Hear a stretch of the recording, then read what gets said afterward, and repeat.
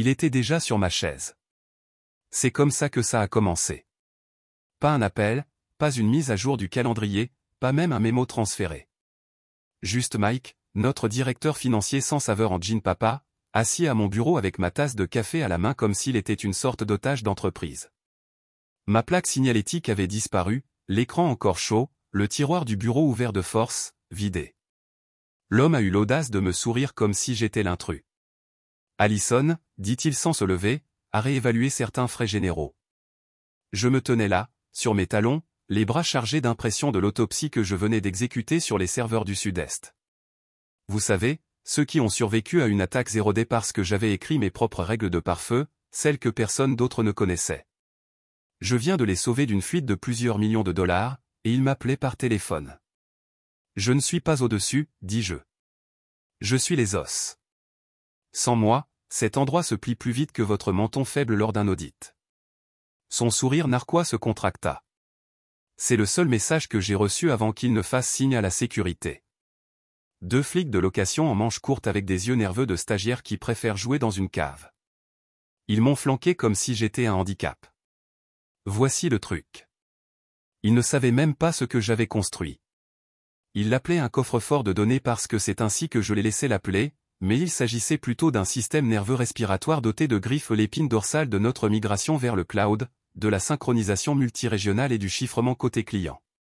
Je l'avais écrit avec des mains blanches et un code tremblant de caféine pendant les nuits où les seules voix que j'entendais provenaient de Stack Overflow et de la messagerie vocale de mon thérapeute, et les clés cachées dans un portefeuille froid hors ligne parce que je ne leur avais jamais fait confiance.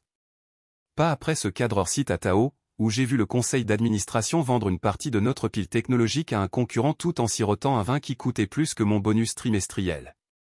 Ils étaient trop arrogants pour le remarquer. Trop stupides pour savoir que me virer ne les rendait pas seulement vulnérables. Cela les a laissés en lock-out. Je les ai laissés m'accompagner jusqu'à l'ascenseur. Laissez-les tenir la porte.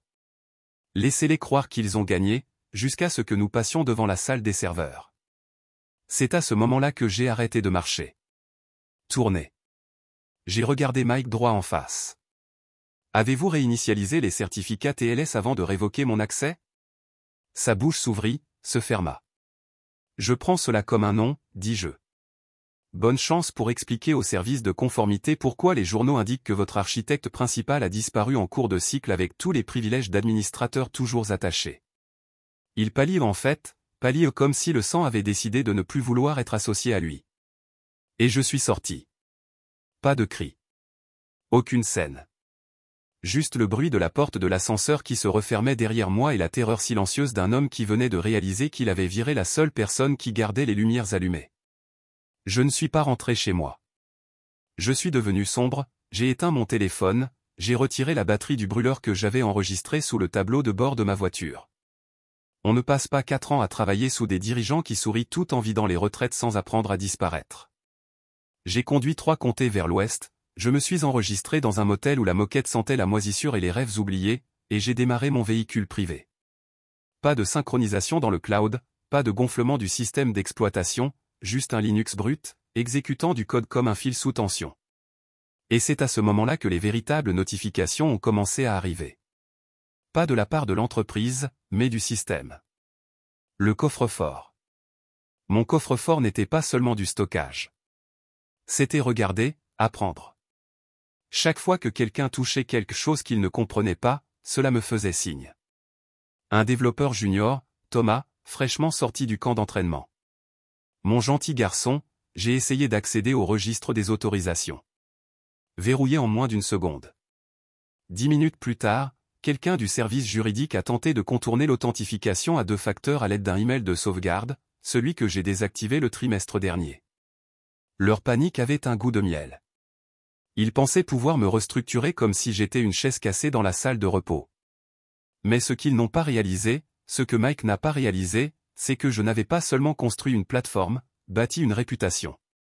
Tranquillement, sur chaque chaîne Slack qu'ils ne surveillaient pas, lors de chaque appel nocturne avec des clients qui en avaient assez de se faire vendre de la poudre de fée et des PowerPoint, j'avais des alliés. Et l'un d'eux m'a envoyé une capture d'écran. C'était un mémo à l'échelle de l'entreprise. Mon nom avait été effacé de chaque référentiel, de chaque historique de validation, même des crédits wiki, remplacé par ingénierie de projet par des équipes de développement centralisées. Centralisées. Il ne se souvenait pas de moi dormant sur un pouf pendant la catastrophe du 3e trimestre. Comme s'il ne m'avait pas vu ramper dans la baie de serveur pendant une véritable inondation pour rediriger l'alimentation avec des colliers de serrage et du ruban adhésif. Il voulait m'effacer. J'ai donc décidé de les hanter. J'ai apporté une seule modification aux journaux Bacan en utilisant un port privé dont ils ignoraient l'existence. Une ligne de code, juste assez pour semer la confusion. Un indicateur d'intégrité des données de faible priorité. Quelque chose de subtil. J'ai attendu. 1 heure plus tard, LinkedIn s'est allumé comme un feu de brousse. Mike a été tagué dans une publication de notre plus gros client B2B. Il suspendait les négociations de renouvellement de contrat. Quelque chose à propos des problèmes de confiance. À minuit, 3 autres clients l'avaient suivi. Mais ce n'est pas ça qui m'a fait sourire. Il s'agissait de la pièce jointe que quelqu'un du service informatique avait oublié de caviarder dans la correspondance du client. Un PDF d'évaluation des risques internes que je n'avais jamais vu auparavant. Ligne d'objet, point de défaillance unique. Allison Reed. Il savait. Il pensait simplement pouvoir couper le cœur et faire fonctionner le corps en pilote automatique. Dommage qu'ils aient oublié une chose à propos des fantômes. Nous n'avons pas besoin d'autorisation pour rentrer. La première véritable fissure est survenue 3 jours plus tard. Calme, bureaucratique, presque ennuyeux. Un ticket gira. Priorité, critique. Titre, échec de la rotation urgente des clés du coffre-fort sur tous les environnements. Attribué à personne. Je l'ai lu sur une tablette empruntée dans un restaurant avec des menus collants et une serveuse qui m'appelait sucre comme si elle savait que je n'avais pas dormi. Le corps du ticket était poétique, impossible d'effectuer la rotation programmée des clés de chiffrement. Accès refusé. Le chemin de remplacement hérité renvoie une erreur fatale. Aucune documentation connue trouvée. Ingénieur précédent inaccessible. J'étais l'ancien ingénieur. Et le chemin de remplacement ? Enterré sous 6 couches de logique, avec un mot de passe lié à la punchline d'une mauvaise blague dont je n'ai jamais ri. 2 heures plus tard, quelqu'un a essayé de le corriger manuellement. J'ai regardé les bûches s'étouffer. Vous ne pouvez pas forcer l'élégance. Vous le nourrissez. Vous dormez à côté de votre code comme un amoureux et vous lui murmurez des choses à 2 heures du matin qui n'ont de sens que si votre cerveau est cousu par la caféine et la rage. Pendant ce temps, une petite marionnette de relations publiques était sur LinkedIn pour parler de transition fluide et d'amélioration de nos talents en infrastructure. Élévation. Ils ne pouvaient même pas faire tourner une clé sans marcher sur leur propre cravate. J'ai donc ajouté du carburant. J'ai demandé une faveur. J'ai, ancien développeur, travaille désormais en indépendant sous NDA pour un Fortune 50 qui avait autrefois volé la moitié de notre équipe front-end. Il me devait une bière, un rein et sa carrière. Je lui ai donné une directive, soumettre une proposition pour remplacer le coffre-fort. Il rit. Il faudrait qu'ils soient désespérés. Ils le seront, dis-je, ils le sont déjà. Je lui ai envoyé une liste des vulnérabilités actuelles, anonymisée bien sûr un petit fil d'Ariane de toutes les façons dont le coffre-fort pourrait mal tourner si, par exemple, quelqu'un décidait de déplacer la chaîne de certificats primaires lors d'une migration de données à forte charge. Au moment où il eut fini de lire, son ton avait changé. Jésus, Al, tu n'as pas construit un coffre-fort. Tu as construit un effet de levier. Bon sang, c'est vrai, je l'ai fait. Parce que voici ce qu'il ne savait pas. Les clés de chiffrement n'étaient qu'un début. Je m'étais intégré dans leur système d'une manière qu'ils n'auraient jamais vu venir. Script de surveillance déguisé en gestionnaire d'erreurs. Des intercepteurs de journaux déguisés en notes de patch. Bon sang, même leur nouveau portail RH. J'avais consulté à ce sujet sous une LLC factice. Le lendemain, un deuxième ticket interne a fuité, cette fois-ci émanant de l'équipe conformité. Objet, enquête SEC résumé des irrégularités d'accès aux données. Plusieurs clients avaient signalé des anomalies dans leurs journaux d'accès aux données. Les eurodatages ne correspondaient pas. Les traces IP étaient incohérentes. Quelqu'un avait tenté de rediriger le trafic d'audit interne via un proxy non vérifié. Et pourtant, personne n'a eu le courage de me contacter directement. Pas même Mike. Il était trop occupé à sourire entre ses dents lors d'une diffusion en direct disant aux actionnaires que nos systèmes sont plus sécurisés que jamais. Je l'ai regardé depuis une laverie automatique de l'autre côté de la ville, mes vêtements filants, mon esprit plus vif qu'il ne l'avait été depuis des années. Parce que plus il parlait, plus il devenait évident qu'il ne m'avait pas simplement sous-estimé. Il m'avait remis le détonateur, emballé dans un emballage cadeau plein d'arrogance et de foi aveugle, et je n'avais même pas encore appuyé sur le bouton. C'était vendredi qu'ils ont finalement enfreint le protocole. 18h47 pour être exact. Bien après que les cafards de la suite se soient précipités vers leur Tesla et leur dîner martini, un nom est apparu dans ma boîte mail Proton. Sarah T., responsable principal des infrastructures. Pas quelqu'un que je connaissais bien, un second équipier compétent, assez intelligent pour survivre, assez prudent pour ne pas demander pourquoi le ciel devenait orange. Objet, pouvons-nous parler officieusement? J'ai regardé l'écran comme s'il tic-tac. C'était le moment que j'attendais. Pas d'applaudissements, pas de vengeance. Confirmation que la machine savait qu'elle ne pouvait pas fonctionner sans la fille qui a construit le moteur dans le noir. J'ai répondu par 3 mots. Vous en avez 10. Nous nous sommes rencontrés dans un café-librairie, du genre avec plus de plantes que de livres et de café au lait nommé d'après des divinités grecques. Elle était déjà là, tapotant une tasse ébréchée, les yeux brillants comme si elle s'attendait à une frappe de drone. Sa voix tremblait moins que je ne le pensais. Je n'ai pas voté en faveur du licenciement, a-t-elle déclaré. Je ne l'ai su que le lendemain matin. Garde-le, dis-je. Je ne suis pas là pour l'absolution. Non. Elle sortit une clé USB de son sac à main et la glissa sur la table. Il prévoit une migration de l'ensemble du système vers un coffre-fort tiers d'ici la fin du trimestre. La proposition de G figure sur la liste restreinte. La vôtre n'est pas mentionnée une seule fois. Bien sûr, ce n'était pas le cas. Ils pensent qu'ils peuvent vous effacer, mais ils ont fait trop de raccourcis.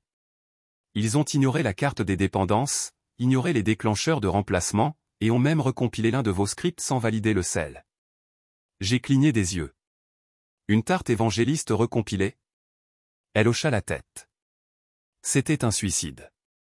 Mike pense que le conseil d'administration le soutiendra s'il montre suffisamment de progrès d'ici la prochaine conférence téléphonique sur les résultats, a-t-elle ajouté.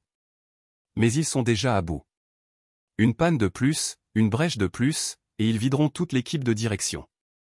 C'est à ce moment-là que je l'ai vue. La vraie raison pour laquelle elle était ici. Voulez-vous devenir CTO? J'ai dit. Son silence était un aveu et une opportunité. Tu veux jouer au héros? Dis-je en sirotant mon café. Donnons-leur un méchant. L'accord était simple. Je ne reviendrai pas. Ni en tant que consultant, ni en tant que sauveur. Mais je la laisserai chevaucher la tempête jusqu'au sommet si elle me donnait tout, les dossiers de migration, les audits de risque, les vrais emails internes, surtout ceux avec mon nom dessus, noircis comme un secret national. Ils sauront que ça vient de moi. Non, j'ai dit, ils penseront que cela vient de Mike parce que d'ici lundi matin, il va accidentellement transmettre un document à la mauvaise adresse avec ses propres métadonnées marquées dessus. Et c'est exactement ce qui s'est passé. Le conseil d'administration a reçu une chaîne de courriers électroniques anonymes contenant des projections financières liées à des effectifs fictifs permettant de réduire les coûts. Un audit de conformité enterré avertissant des risques de chiffrement non résolus. Un projet de note supprimé intitulé « Stratégie de risque si Allison repousse ». Celui-là a frappé comme un coup de feu. En 24 heures, le calendrier Dick a été effacé. Son profil LinkedIn est devenu sombre. Pas d'adieu beignet, juste de l'évaporation. Mais les conséquences, nous étions juste en train de nous échauffer, parce que quelqu'un quelque part a essayé de restaurer l'un de mes sous-systèmes fantômes. Et ce pauvre salaud a déclenché le protocole RAID 47. Un verrouillage automatique, un script en boucle et une alerte très forte et très publique qui est allée directement à notre plus gros client. Tentative d'accès au backend non vérifié détectée. Un confinement sécurisé a été initié. Veuillez contacter l'architecte système. L'email de contact, le mien, signé dans un éclat d'ironie. Anciens frais généraux. Lundi matin, à 8h03, ma boîte de réception a explosé comme une pile au lithium bon marché. 17 messages signalés, 6 du service juridique, 4 du domaine de la conformité, 1 du client à notre plus grand compte d'entreprise, celui qui a payé l'instructeur de golf privé de Mike et la moitié des primes des dirigeants au cours de l'exercice précédent. La ligne d'objet de leur message ne contenait qu'un seul mot, inacceptable. Le corps était pire. Nous n'avons pas été informés que votre système de cryptage principal avait été conçu par une partie non consultée et désormais résilié, ni que le dit système inclut des déclencheurs de sécurité autonomes liés à des tentatives de contournement non autorisées. Cela viole les sections 4, 6 et 12 de notre SLA. Veuillez nous en informer avant midi, sinon nous commencerons le processus d'examen formel. Traduction, procès entrant. Je savais que cela attirerait leur attention, mais ce qui allait suivre était magnifique. Sarah m'a mis en contact via une invitation Teams mal adressée, un appel en direct, niveau d'urgence interne. Personne ne savait que je regardais. C'était le chaos. On entendait le fils d'un cadre crier en arrière-plan. Un autre homme, le micro activé, respirait comme un matelas pneumatique. Et là, au centre de tout cela, Angela, notre nouvelle directrice technique par intérim, resplendissante et parfaite. Le charisme d'un fil dentaire périmé et la posture de quelqu'un qui vient de réaliser que le volcan est déjà en pleine éruption. Je pensais que nous avions une carte architecturale mise à jour, a-t-elle demandé, la voix cassante. Un responsable de la conformité a répondu, nous l'avons fait, jusqu'à ce matin, où elle a disparu. Nous pensons que quelqu'un a purgé la sauvegarde en miroir. Angela, d'où? Pause. Conformité, nous ne savons pas. Nous ne pouvons pas retracer la signature d'accès. Elle ne figure pas dans le registre des informations d'identification. Cela ne le serait jamais. J'ai conçu ce port fantôme avec une graine de cryptage imbriquée liée à un hachage d'images de l'alliance de ma mère. Quelque chose dont personne dans cette pièce ne connaissait l'existence. Puis quelqu'un à l'appel a laissé tomber la phrase qui a fait ma semaine. Est-ce qu'elle fait ça? Angela se raidit. Nous n'avons aucune preuve. Une autre voix intervint, celle d'un homme doux, probablement légal. Mais si c'est le cas, devrions-nous négocier? J'ai failli m'étouffer avec mes flocons d'avoine. Négocier? Ils voulaient négocier avec un fantôme. Le même fantôme qu'ils ont publiquement viré, effacé, nettoyé, mis sur liste noire. Le même fantôme qui tenait autrefois l'intégralité de leur déploiement AWS entre ses mains comme un puzzle en fil de fer. C'est à ce moment-là que j'ai décidé d'arrêter de regarder. J'ai clôturé l'appel, je me suis assis et j'ai activé le dernier fil d'Ariane. Pas une violation, pas une rançon, juste un rappel. Un paquet chronométré envoyé à leur système de newsletter interne archivé. Un ancien, pour la plupart dormant, utilisé uniquement pour remonter le moral interne et pour crier un anniversaire. Ce lundi après-midi, chaque employé, au nombre de 1482, a reçu un email envoyé par Vault Core System Digest. Ligne d'objet, construit par un fantôme, entretenu par des imbéciles. Et le corps, une seule phrase, le cryptage échoue là où l'ego prospère.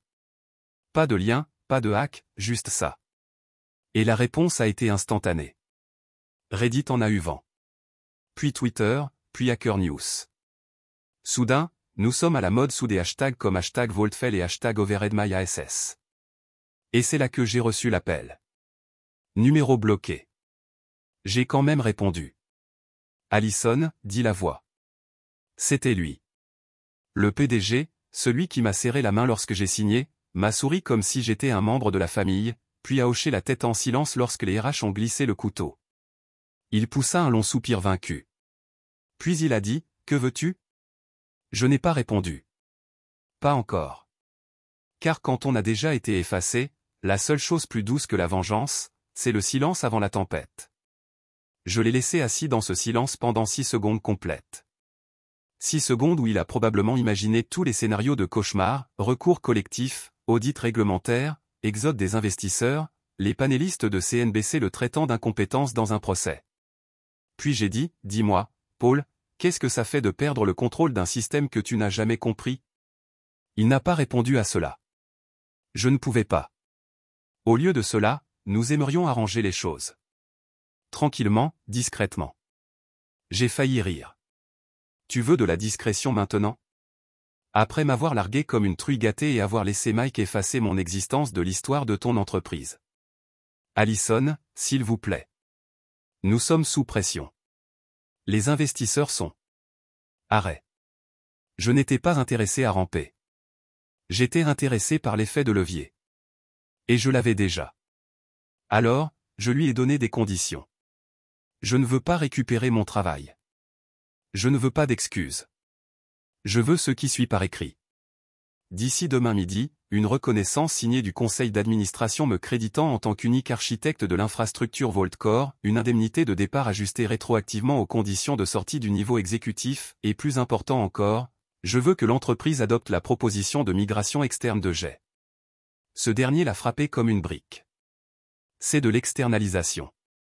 Non, ai-je dit, c'est une question de survie. C'est la seule chose qui convaincra vos clients que vous pensez enfin comme une vraie entreprise et non comme une secte PowerPoint. Balbutia-t-il. Il s'est couvert. J'ai raccroché, car voici la vérité, Paul n'a pas eu le temps. Les journaux fuyaient déjà. En interne, les équipes paniquaient. Certains mauvais développeurs ont même essayé de redémarrer un nœud de test et déclencher un verrouillage complet.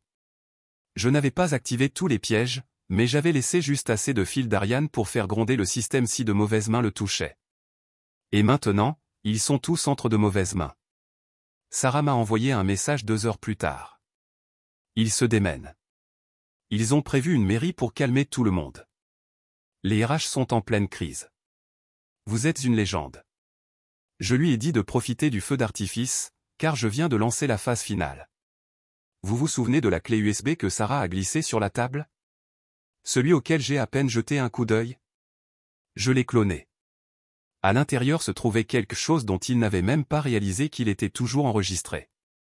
Une feuille de calcul interne intitulée « Planification de la réaffectation des actifs au 4e trimestre ». L'atout au mois est qualifié de post-déploiement non essentiel et remplaçable. Risque juridique, faible. Dépendance technologique, à réduire par une fusion de code silencieuse. Ils ont planifié ma suppression comme un correctif logiciel. J'ai donc partagé cette feuille de calcul de manière anonyme sur tous les forums Women in Tech auxquels j'avais contribué, Free, ou qui luttaient pour un traitement équitable dans les STEM, et sur une journaliste très suivie qui avait déjà été licenciée parce qu'elle était trop émotive après avoir interpellé sa vice-présidente. À minuit, l'histoire avait un hashtag #CoderaZ. Le matin, c'était la une de TechPulse. Et au moment où l'entreprise a tenu sa mairie, le PDG n'était pas filmé. Il avait démissionné, avec effet immédiat. Angela, notre CTO en carton découpé, a duré 6 heures de plus. Elle est sortie en plein appel lorsque quelqu'un dans le chat a lancé une bombe, une capture d'écran de ses messages Slack se moquant des ingénieurs surpayés qui pensent qu'ils sont remplaçables. C'était glorieux. Mais je n'avais pas fini, parce que Sarah, elle vient d'être promue CTO par intérim. Et elle m'a envoyé un nouveau message. Il demande de la stabilité. Vos conditions sont en cours de révision. Feu vert total sur la proposition de Jay. Une question cependant. Qu'est-ce que le protocole Z exactement? J'ai souri, parce que le protocole Z n'était pas réel. Pas encore. Mais il ne le savait pas. Dans la peur, eh bien, c'est un système que vous n'avez même pas besoin de coder. Le conseil d'administration a ratifié mes conditions à 11h42 précises. J'ai d'abord eu le scan avec l'écriture de Sarah. Sa signature à côté d'une ligne qui éplait finalement mon nom correctement, juste au-dessus d'un sceau d'entreprise qui me donnait la nausée. Mais pas aujourd'hui. Aujourd'hui, cela ressemblait à un artefact dans un musée des mauvaises décisions. Reconnaissance complète de la paternité. Indemnité de départ rétroactive des dirigeants.